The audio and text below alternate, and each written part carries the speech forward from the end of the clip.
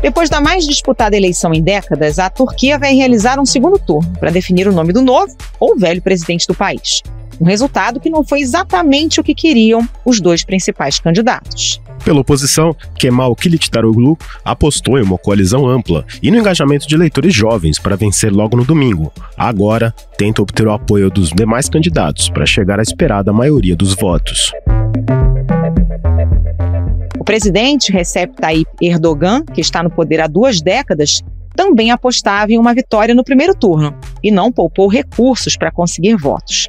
Mas a situação da economia e o desgaste de tantos anos no cargo pesaram na urna. Erdogan acumulou poderes, principalmente depois da tentativa de golpe de Estado em 2016. Ele pode, por exemplo, decretar estado de emergência, suspendendo direitos fundamentais e demitir funcionários públicos. Hoje o Ao Ponto fala da eleição presidencial na Turquia e sobre os rumos que o país pode tomar depois do segundo turno, no dia 28 desse mês. Nesse episódio, a gente conversa com a correspondente Paola Deorti, que conta diretamente de Istambul os detalhes da eleição. Eu sou Carolina Moran. Eu sou o Felipe Barini.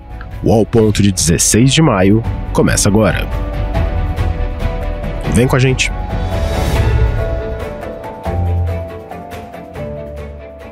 Paola Deorti, bem-vinda aqui ao Ponto. E foi uma eleição apertada até o último minuto. O Erdogan ficou primeiro, mas a gente pode dizer que ele sofreu uma derrota de seu longo período, 20 anos à frente da Turquia?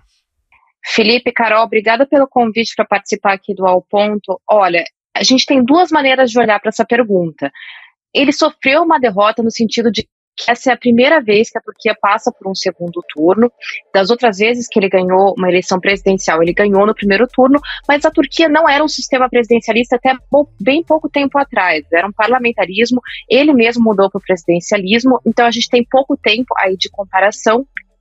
Claro, a indicação de que ele foi para o segundo turno quer dizer que não havia um consenso nacional em torno do nome dele. Agora, se a gente olha por um outro aspecto, que é ver que a Turquia está num período econômico muito pior, muito complicado, a inflação está super alta no ano passado, os números oficiais chegaram a mais de 80%, de acordo com alguns números não oficiais, que alguns analistas me deram na semana passada, enquanto eu estava conversando aí sobre essas eleições, pode ter chegado até a 150%, aí a gente vê a força que a Erdogan tem, a força que ele tem para convencer a sua base que ele tem a capacidade de lidar com a economia, porque a base dele não nega que a economia está ruim. Eu andei conversando com eleitores dele, ontem eu fui no bairro onde ele passou a infância dele, conversei com eleitores, pessoas que gostam muito dele, que dizem que ele é o capitão, ele que vai comandar a Turquia. Eles dizem, sim, a economia está ruim, mas ele tem capacidade de consertar, ele vai consertar esses problemas, e claro, ele conseguiu demonstrar também que a principal questão para a Turquia nesse momento talvez não seja a economia, talvez seja uma pauta mais identitária, relacionada também à segurança e à questão dos valores conservadores que ele traz na campanha dele. Paola, o comparecimento foi de 88,8%, é um recorde para a Turquia, né? Como é que foi esse dia de votação por aí? Carol, foi um dia super intenso de votação, com muita expectativa. Os jovens, principalmente, aqui na Turquia, tinham muita expectativa de que eles conseguissem trazer um futuro diferente para a Turquia, então eu andei conversando, aí fui em algumas zonas eleitorais de bairros mais progressistas, mais liberais, conversei com essas pessoas, elas estavam muito agitadas, né, indo votar com alguns símbolos aí do que eles acham que representa a causa deles. Conversei com um menino que foi votar com a bandeira do arco-íris, né, que representa aí valores LGBTQ, que o presidente Erdogan se coloca contra. Então foi um dia de muita intensidade, né? Os eleitores do Erdogan, eles mesmo, o Erdogan aparecendo um pouco atrás nas pesquisas, eles estavam me dizendo ontem que acreditavam que ele iria ganhar, que acreditavam que ele estava na frente. No fim, isso se provou correto, né? De acordo com os resultados aí que saíram agora há pouco, que aponta então que ele estava na frente e que ele vai para o segundo turno na frente, ao contrário do que as pesquisas mostravam. Agora, esse comparecimento alto realmente foi um comparecimento muito alto nesse ano. A Turquia tem uma tradição de um dever cívico muito grande da população. Tradicionalmente, as pessoas votam bastante por aqui,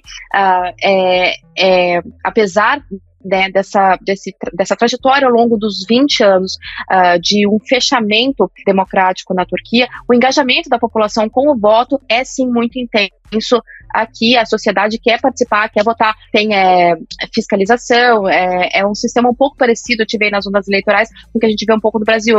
Os dois partidos podem ir até as zonas de votação para verificar como que está sendo a votação, para verificar a contagem de votos. É uma sociedade que se envolve muito com esse processo. E, Paola, como é a tônica dos nossos dias, ainda mais se tratando de uma potência regional como a Turquia, também teve acusação de interferência externa. Os dois candidatos, um afirmou que os Estados Unidos estão interferindo e o outro afirmou que a Rússia estava interferindo. Como que foi essa história? Pois é, a Turquia é um membro da OTAN, da Organização do Tratado do Atlântico Norte, então, tradicionalmente era um país mais aliado ao Ocidente, né, um aliado dos Estados Unidos e da Europa ao longo da Guerra Fria contra a Rússia. Agora, ao longo dos anos Erdogan, principalmente aí nos últimos anos, começou a haver essa mudança, né, esse balanço para mais próximo de Putin. Erdogan é um líder hoje que ele é mais próximo de Putin, ele conta com Putin para poder realizar alguns dos projetos dele.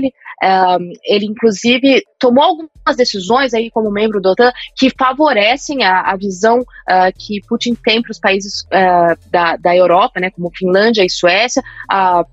O Erdogan, então, tem se aliado mais, tem ido mais para esse lado. A acusação que eles fizeram, a campanha do Erdogan, foi que a oposição, então, estaria sendo apoiada pelos Estados Unidos, por Biden.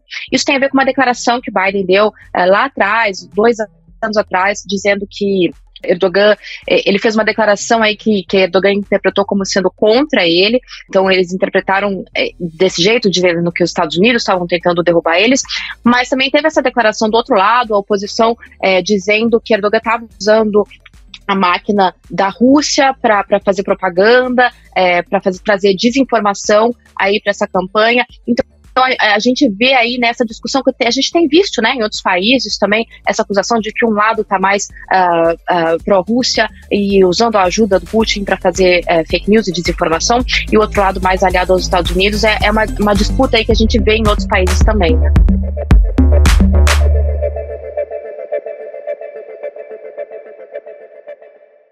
Kilit Daroglu, um ex-funcionário público que lidera protestos da oposição desde 2017, disse que os turcos conhecem os problemas da economia porque não estão mais enchendo os estômagos.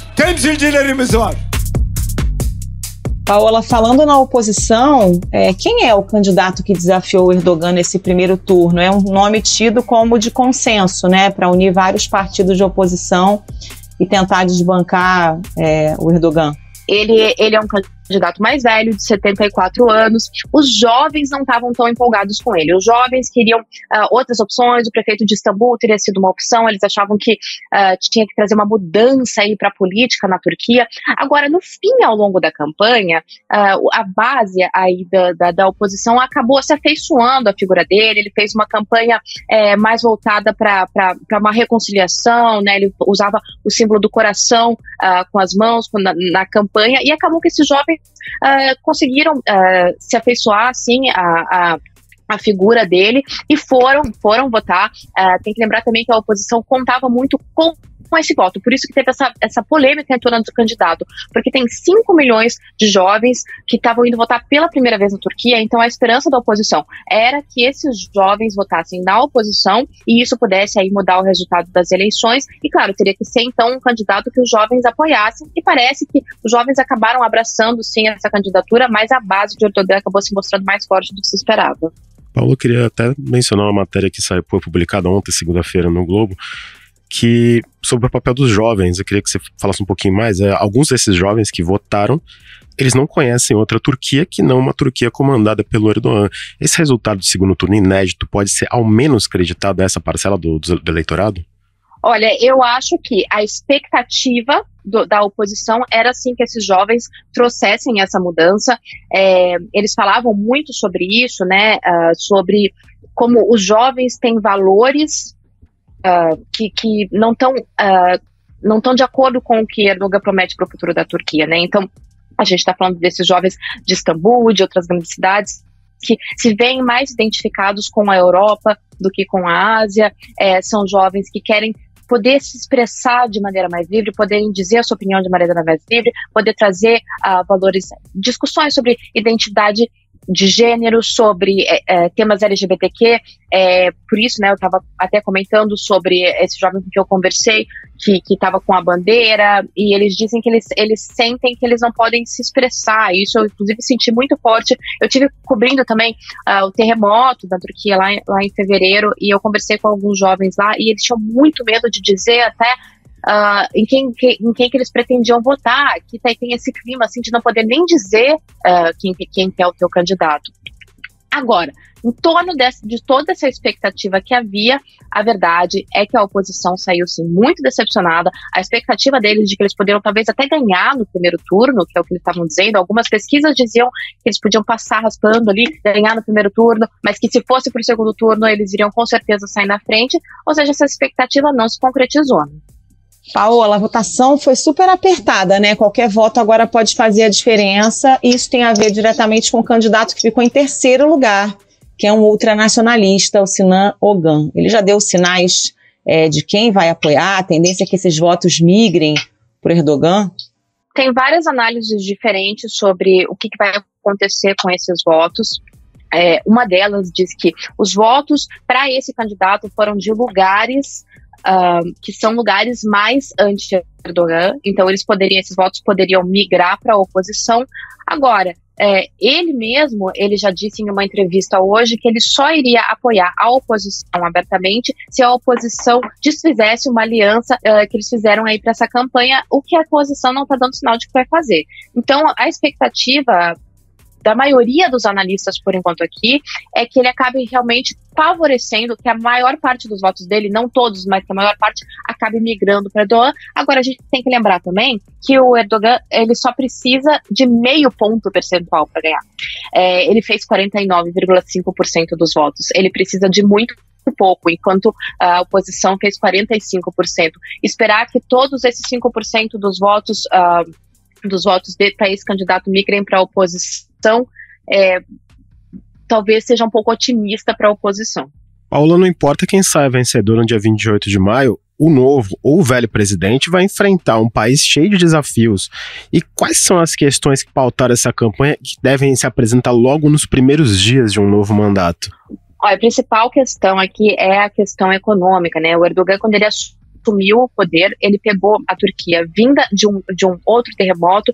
Não apenas ele conseguiu promover aí um discurso de reconstrução, e foi um período aí do mundo em que as potências emergentes estavam crescendo muito, entrou muito dinheiro na Turquia porque tinha essa expectativa de que ela iria entrar na União Europeia, então tinha muito investimento externo, o país cresceu muito, e aí depois, ao longo dos últimos anos, o país começou a entrar num período mais difícil economicamente, que nos últimos 4 anos se acentuou muito, a inflação explodiu. Então a promessa realmente é lidar com a inflação. O tema o tempo todo é como que o país vai fazer para lidar com a inflação. Agora, as promessas que o Erdogan faz, a estratégia do Erdogan para lidar com esse tema da inflação é uma estratégia muito heterodoxa. Ele não acredita que aumentar a taxa de juros pode abaixar a inflação, ele acredita quase como o contrário, então os economistas acreditam que essa estratégia dele pode realmente não ser eficaz para conseguir trazer um controle dos preços.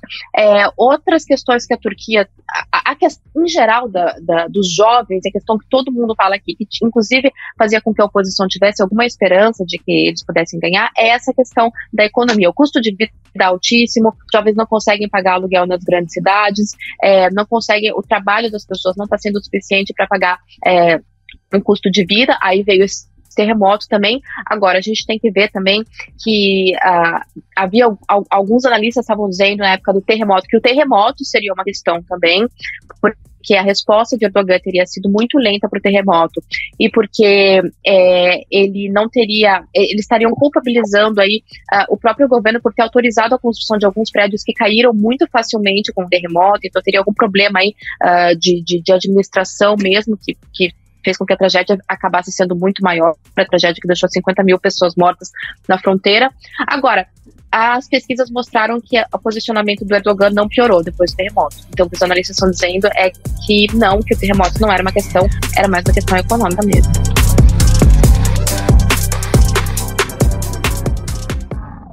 Segundo o presidente Recep Erdogan, 8 mil pessoas foram resgatadas. Apesar das esperanças menores, o que parecia milagre uma semana depois da tragédia se torna real.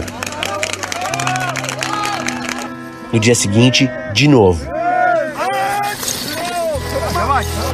E de novo. Na quarta-feira, saíram vivas dos escombros uma mulher de 77 anos e outra de 42. Na quinta, uma garota de apenas 17. A Lênia surpreendeu os resgatistas pela força que demonstrou depois de 248 horas debaixo dos escombros. A mãe dela morreu no terremoto. Paola, vença ou perca, o Erdogan deixou um legado de transformação na Turquia para o bem e para o mal, né? Afinal das contas, está há 20 anos aí no poder. Dá para apontar algumas das marcas do presidente, por exemplo, a consolidação da Turquia como uma potência regional? Pois é, Carol, com relação ao legado dele, em termos econômicos, aí a gente vê que no começo ele conseguiu tirar muitas pessoas da pobreza, muita gente subiu para a classe média, então, de certa forma, isso contribuiu também para a popularidade dele. Agora, ao longo dos últimos anos, como a gente estava falando até agora, né, a inflação atingiu essa população, então é um legado de ter trazido muita gente para a classe média ao longo dos primeiros anos, ter trazido desenvolvimento para a Turquia, mas agora, no fim, já esse crescimento da riqueza dessa classe média se dissolvendo, então a classe média que tinha aumentado o seu poder de compra, agora já diminuiu. Então, é um legado que sim, ele trouxe algum crescimento, mas que a perspectiva para o futuro seria de um empobrecimento dessa parcela da população. A gente pode falar também sobre instituições, né? As instituições aqui na Turquia passaram por um processo de deterioração dos valores democráticos. Ao longo dos primeiros anos do governo Erdogan, a gente viu um respeito, né, a essa tradição da Turquia, né, da democracia. Agora, sobretudo, não só, mas sobretudo a partir de 2016, quando houve uma tentativa de golpe de Estado por parte de militares que eram contra o governo, uma tentativa que acabou fracassando, e aí Erdogan passou a colocar muita gente na cadeia, passou a perseguir seus opositores, críticos, passou a controlar a imprensa. Então hoje 90% da imprensa na Turquia é controlada pelo governo. Aí sim houve uma mudança muito forte na Turquia, e o que a gente vê hoje é um país que está com o mesmo líder há 20 anos, onde a imprensa tá muito sufocada, onde não há uma liberdade de imprensa, e onde as instituições estão sendo, de certa forma, lideradas por pessoas muito ligadas ao governo. Então, por exemplo, já tem essa discussão sobre a justiça, sobre quando alguma questão relacionada à figura do próprio presidente for parar na justiça, essa justiça ela é ou ela não é isenta para poder julgar ele. Agora, o que os analistas com quem eu falei me disseram é que a contagem de votos ainda costuma ser muito correta aqui na Turquia, então não haveria tanto essa dúvida sobre se a contagem foi feita de maneira correta ou não, porque ainda haveria aí um sistema por trás que estaria garantindo que isso está sendo feito da maneira correta, embora a oposição tenha contestado o resultado em algumas das urnas. A gente tem que ver aí o que vai acontecer, se eles vão realmente avaliar isso ao longo das próximas semanas. Com relação à política externa, né, também houve uma mudança significativa, porque como a gente estava falando, a Turquia era um país que era visto como mais aliado do Ocidente, né, um país asiático, uma ponte na Europa, aliado do Ocidente, aliado dos Estados Unidos, da OTAN, dos países da Europa, tentando entrar na União Europeia, tinha essa promessa de entrar na União Europeia, isso ao longo ainda dos primeiros anos do governo Erdogan, e aí ao longo dos anos começou a ter essa mudança. Então hoje é um país que também se aproxima mais, não só de Putin, que nem a gente estava falando hoje mais cedo, mas também do Oriente Médio, né? Então se vê como um país mais muçulmano, mais conservador e aliado à Rússia, de certa forma, né? Não é essa transição, ela não foi feita completamente. A Turquia faz parte da OTAN ainda, mas de certa forma havia uma expectativa aí por parte do governo Biden de que talvez a oposição pudesse trazer uma relação melhor com os Estados Unidos. E claro, por fim, o que a gente vê hoje na Turquia é uma mudança em questão de valores, né? A Turquia moderna, ela foi fundada na década de 20 do século passado, com essa expectativa aí do líder Kemal Atatürk de trazer uma modernização para o país, um país que é então uma república secularista, com valores muito ligados mais aos valores da Europa, né? Então tinha toda essa questão de deixar de lado a religião, de não falar tanto sobre islamismo, de fazer uma modernização e de fazer com que o país fosse um país adaptado aos valores ocidentais. Erdogan foi trazendo então essa Turquia mais tradicional, mais religiosa, mais conservadora, ligada aos valores do islamismo de volta. Inclusive um grande símbolo, né, foi a transformação da Hagia Sofia, que tinha sido transformada em museu lá no início do século passado, de mesquita para museu no início do século passado. Então agora Erdogan fez com que ela virasse uma mesquita de volta, um símbolo então dessa volta a esse passado da identidade muçulmana aqui na Turquia. Então, o legado dele também é esse retorno da Turquia aos valores mais conservadores e religiosos. Paula, foi até olhar aqui, você mencionou a imprensa, o controle da imprensa na Turquia. A Turquia hoje está no ranking do Repórteres Sem Fronteiras. A Turquia está na posição 165, uma abaixo da Rússia, que também não é um estado conhecido pela sua liberdade de imprensa. Agora, Paula, dá para apontar alguns fatores que permitiram Erdogan ficar 2 décadas à frente da Turquia, tirando a tentativa de golpe de 2016, praticamente sem um desafio direto ao seu poder? O presidente da Turquia, Recep Erdogan, ele é um líder popular e o que os analistas chamam de um líder populista nativista, um dos primeiros dessa onda que a gente viu aí ao longo das últimas décadas, que é uma onda aí do populismo atual que apareceu com Erdogan, com Orbán na Hungria. Então ele é um dos primeiros desses líderes que vem trazer um discurso populista, nacionalista e que empolga as pessoas não só com relação a uma promessa de um futuro econômico, de um futuro de maior prosperidade, ou seja, de um futuro material, mas também pautando também uma discussão identitária com relação aos valores da população.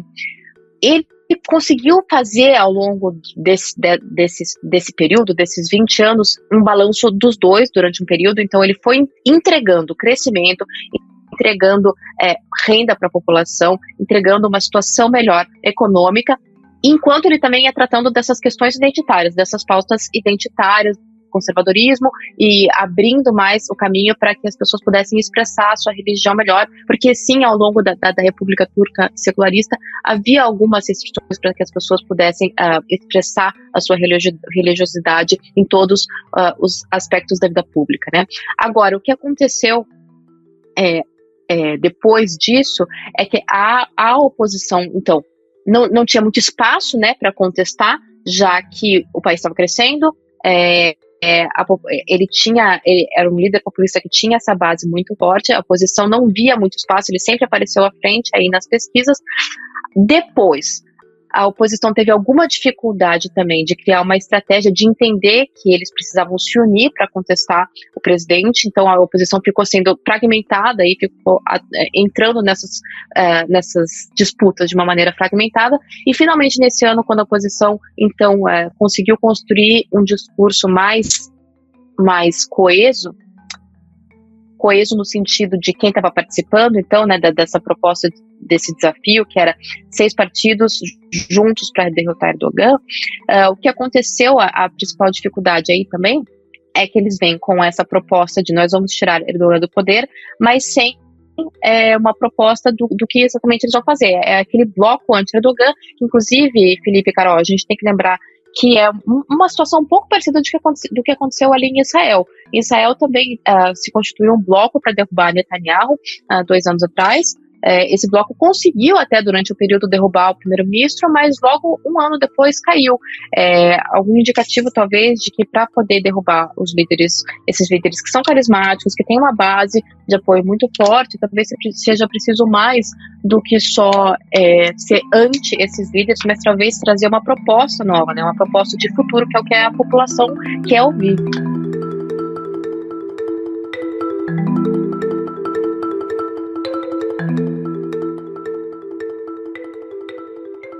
Paola De Orti, muito obrigada pela participação. Bom trabalho para você. Muito obrigado, Paola. Até mais, volte sempre. Obrigada, Carol. Obrigada, Felipe.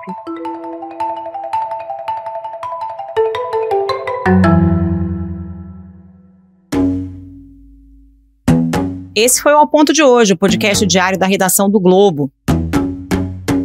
Nessa conversa, a gente conta com a participação de toda a equipe do jornal, as mesmas pessoas que levam até você informação e análise de qualidade todos os dias. Quer saber mais? Assine o Globo. Acesse assineoglobo.com.br e confira todas as notícias e reportagens especiais. A edição é de João Guilherme Lacerda. Até mais. Até mais.